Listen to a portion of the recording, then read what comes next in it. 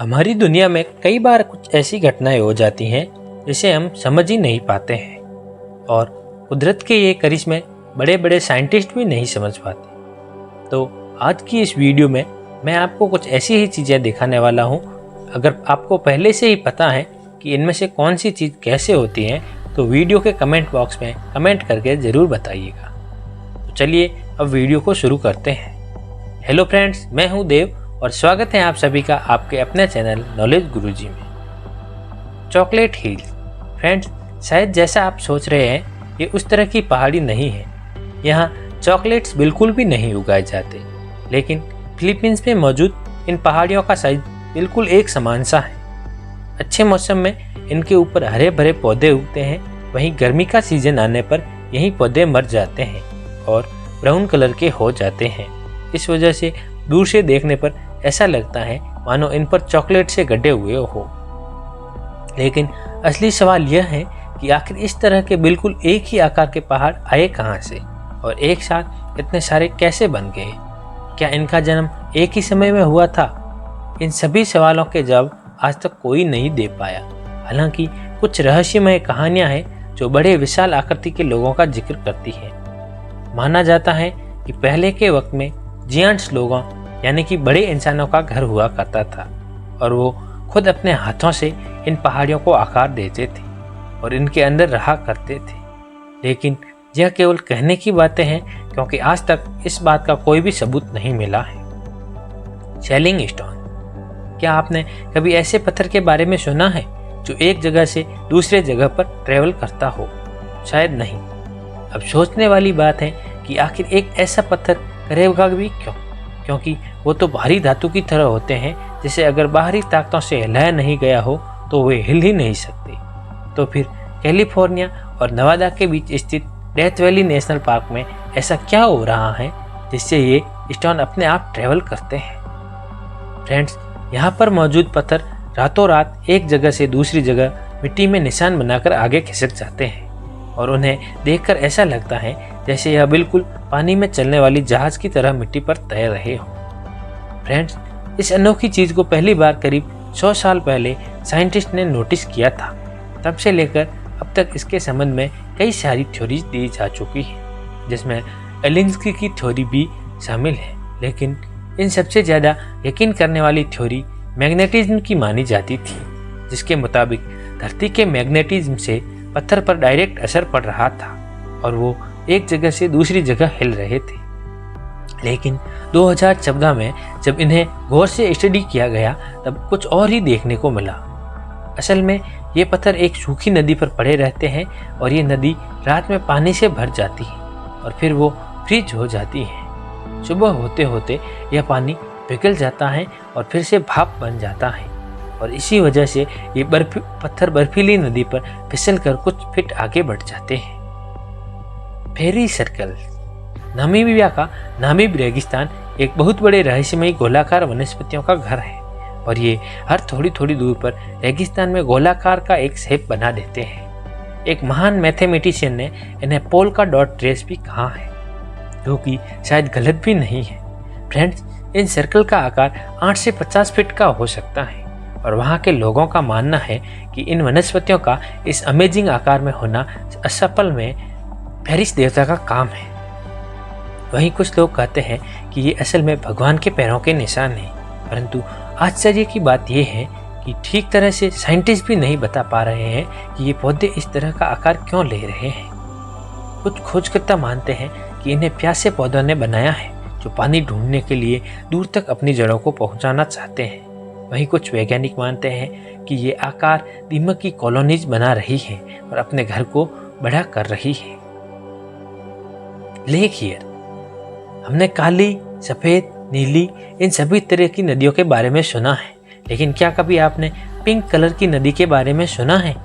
Australia में मौजूद lake here कुछ ऐसी ही नदी है तथा कुछ लोगों का मानना था कि यह केवल लाइट के रिफ्लेक्शन की वजह से गुलाबी दिख रही है और दूर से देखने की वजह से इसका कलर ऐसा दिखाई दे रहा है। लेकिन जब इस नदी को पार से जाकर देखा गया तब भी इसका कलर गुलाबी ही था और जब नदी के पानी को एक बोतल में डाला गया तब भी इसका कलर पिंक ही था। एक साइंटिस्ट के ग्रुप ने इस पानी का सैंपल लिया और इसे कुछ दिनों तक ऐसे ही रख दिया, लेकिन कुछ दिनों के बाद भी इसके कलर में कोई फर्क नहीं आया। तो आखिर यह हो कैसे रहा है? बदकिस्मती से किसी को भी इस सवाल का जवाब नहीं मालूम, और बहुत सारी थ्योरीज के मुताबिक ये केमिकल रिएक्शन या फिर पानी में मौजूद विभिन्न प्रकार के बैक्टीरिया की वजह से हो सकता है। दोस्तों, उसके बाद ग्रीन फ्लैश। ग्रीन फ्लैश एक बहुत ही सुंदर और अद्भुत करिश्मा है जो केवल सूर्योदय सूर्यास्त पर ही दिखाई देता है। इस समय में सिर्फ 1 सेकंड के लिए आपको समुद्र में हर एक कलर की लाइट दिखेगी। ये बेहद ही दुर्लभ नज़ारा है जिसे देखने के लिए लोग अपनी पूरी जिंदगी इसे ढूंढने में लगा देते हैं। माना जाता है कि जब वह एक रूह दूसरी दुनिया में जाती है तब हर एक कलर की लाइट पैदा होती है, लेकिन यह केवल सूर्य की किरण और धरती के वातावरण के मेल से होने वाला एक प्रकृति का करिश्मा है। Magnetic heal.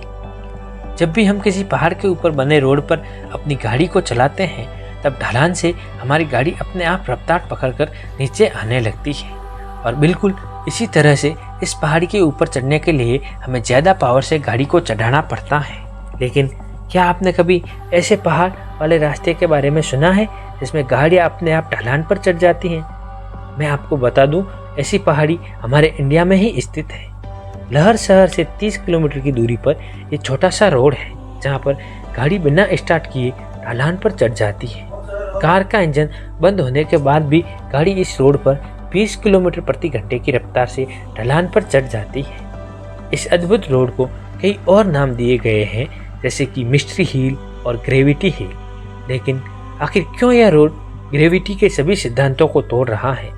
हालांकि इसका साइंटिफिक एक्सप्लेनेशन दिया जा सकता है, लेकिन यहाँ रहने वाले मूल निवासी आपको कुछ और ही कहानी बताएंगे। यहाँ के लोग मानते हैं कि यह रोड सीधा स्वर्ग की तरफ ले जाती है। कहते हैं जो इंसान दिल का सच्चा होगा वो इस रास्ते से सीधा स्वर्ग पहुँच जाएगा, और जो लायक नहीं होगा वो रोड पर ही चलता जाएगा। दोस्तों, इसके संबंध में 2 साइंटिफिक थ्योरी भी बताई गई है, जिसमें से सबसे कॉमन तो ये है कि इस पहाड़ी पर बहुत ही ताकतवर मैग्नेटिक फोर्स है जो गाड़ी को ऊपर की तरफ खींचने में मदद करती है। माना जाता है कि यह मैग्नेटिक फोर्स इतनी ज़्यादा ताकतवर है कि इंडियन एयरफोर्स में भी इस रास्ते से नहीं गुजरती कि कहीं उनके उपकरण भी खराब ना हो जाए।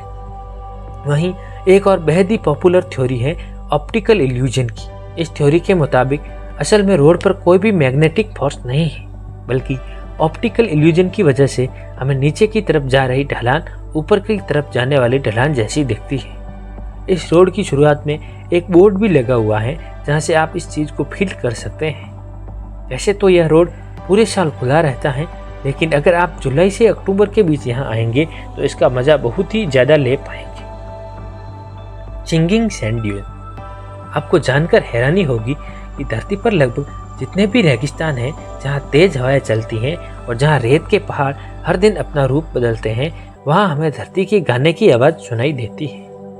कैलिफोर्निया से लेकर अफ्रीका तक और चीन से लेकर कतार तक लगभग 35 डेजर्ट्स में अजीब सी म्यूजिक की आवाज़ सुनाई देती है। ये आवाज़ बिल्कुल मधुमक्खी के भिनभिनाने की आवाज़ की तरह होती है। भले ही आप कभी रेगिस्तान नहीं गए हो, लेकिन फिर भी आपने ये आवाज़ ज़रूर सुनी होगी, क्योंकि अक्सर फिल्मों में जब रेगिस्तान का कोई सीन आता है तो इसी तरह की धुन बैकग्राउंड में बजती है।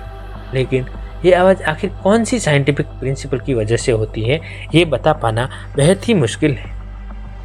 एक स्टडी के मुताबिक आवाज़ की ये अलग अलग तरंग रेत के दाने की साइज और हवा की रफ्तार के ऊपर निर्भर होती है, लेकिन साइंटिस्ट ये पता नहीं लगा पाए हैं कि रेत के इस तरह फ्लो होने से म्यूजिक का साउंड कैसे पैदा होता है।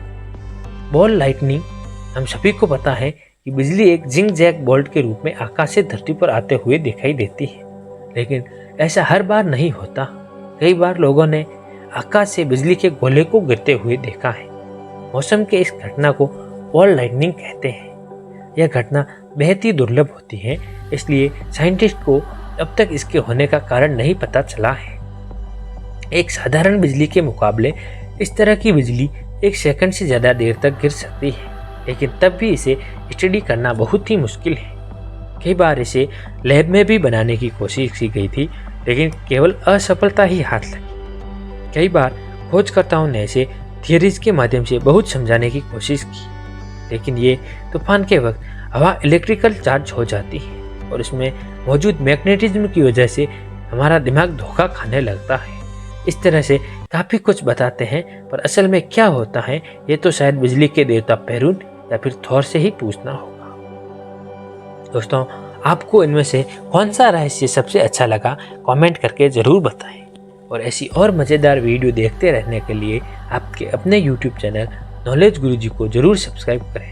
इसकी वीडियो में फ़िलहाल इतना ही, मिलेंगे हमारी एक और आने वाली नई वीडियो। तब तक के लिए अलविदा दोस्तों।